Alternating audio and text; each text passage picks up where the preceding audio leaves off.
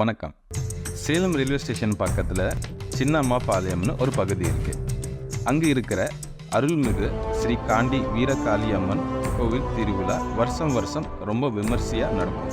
இந்த வருஷம் நடந்த திருவிழாவுக்கு நானும் போயிருந்தேன். எல்லாருக்கும் எல்லாமே கிடைக்கணும்னு, எல்லாரும் பூர்ண ஆயுளுடன் இருக்கணும்னு கடவுள்கிட்ட வேண்டிக்கிட்டேன்.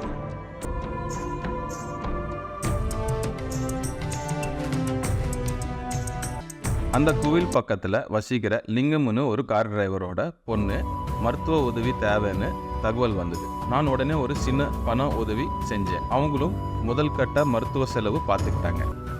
இந்த சின்ன பொண்ணுக்கு மருத்துவ செலவுக்கு தேவையான பணம் உதவி நாம் மறுபடியும் செய்தோம்.